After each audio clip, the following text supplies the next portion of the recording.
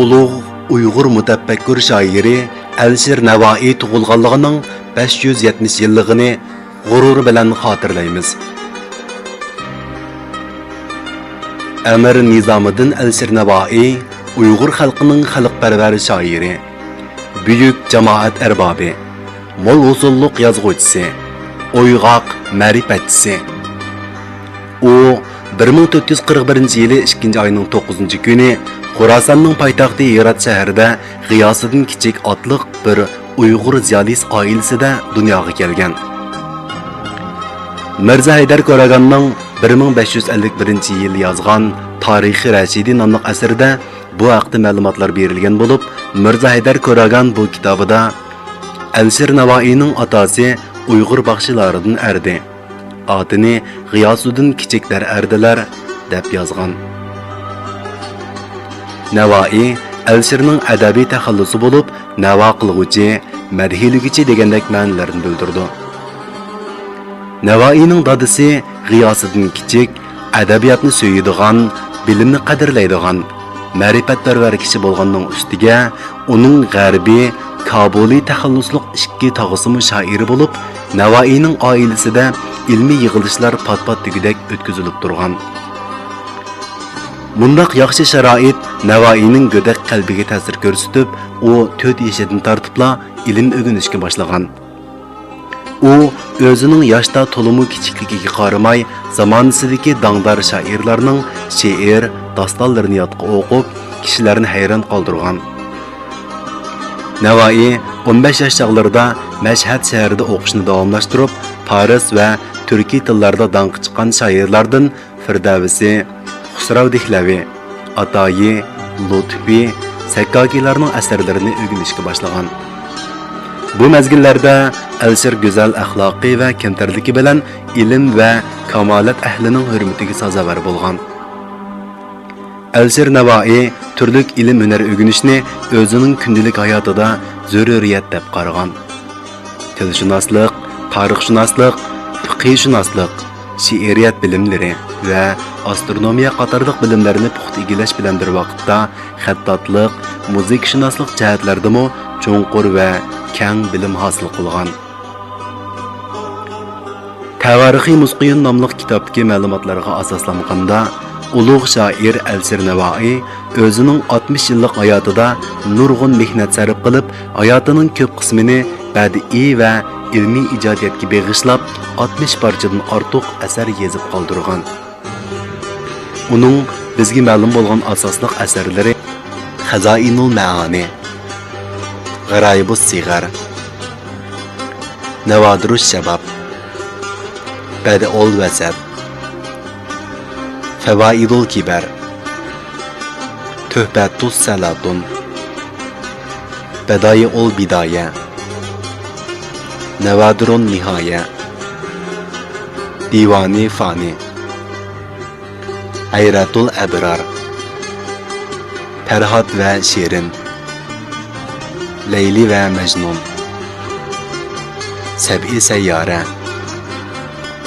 Seddi İskender, Mecalusun Nefaiz, Nesaimul Muhabbet, Risale-i Muamma, Mizanul Evzan, Muhakimatul Lugatayn, Munacat, Erbe'in Hadis, Nezmul Cevahir, Lisanut Tayir,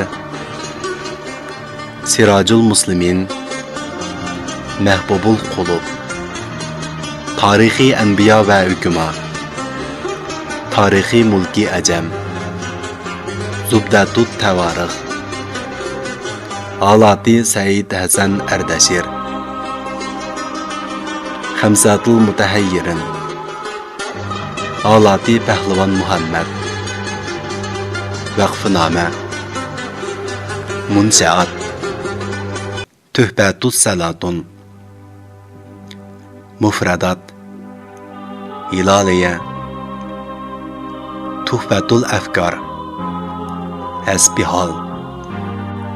Yuqorqilardan boshqa yana ömrünün axırida öz qasidalarini toplab, Husuli Arbaa va Stai Zaruriya nomli to'plam tuzishga taraddud qilganligi ma'lum.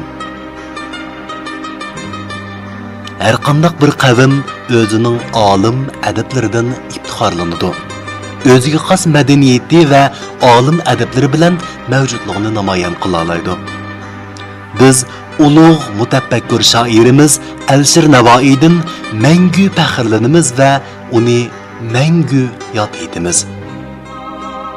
Tövəndə Alisher Navoiyning Uyg'ur 12 muqomidagi Sagah muqomining muqaddima qismiga berilgan Amas xilvat nishillarga tamashoyi chaman hojat misrasi bilan boshlanadigan g'azali huzuringlarda bo'ladi.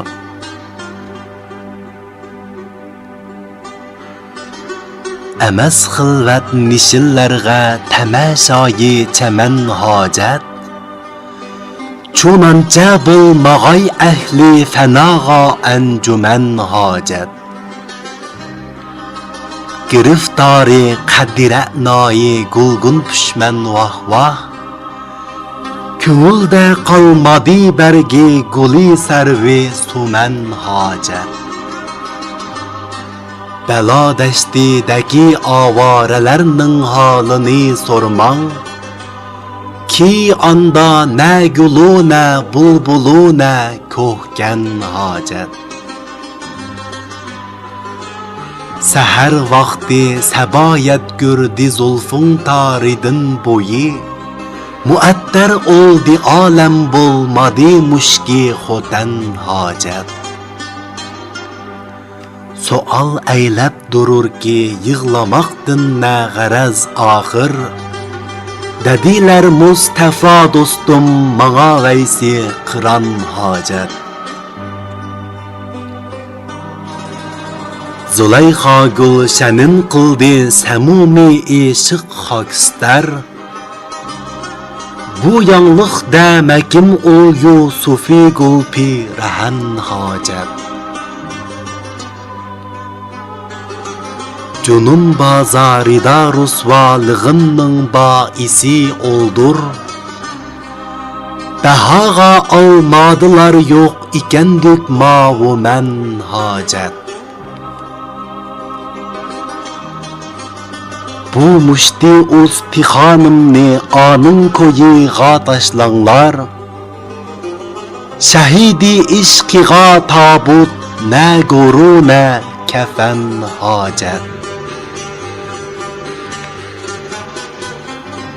Rafiqa bi sarupalar nisen ağrıt mağıl zinhar Habib işkege barganda ne sen hacet ne men hacet Nevai yarның astanasının tuprağı boldun Sana endi ne sehrayu ne şehru ne vatan hacet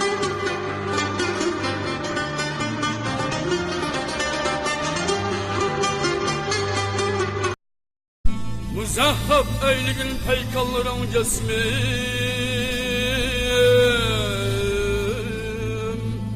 Ara her yan Dime baş çektim çekti Sabane Sabane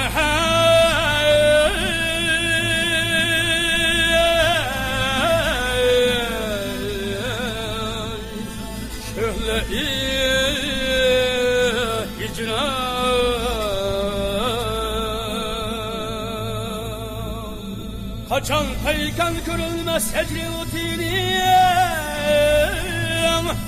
Şöhlesi bulsam Hani tartı çıkarmak zahmecidir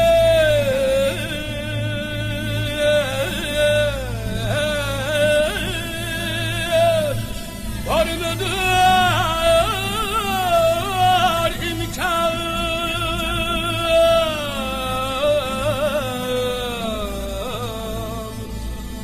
Var mıdır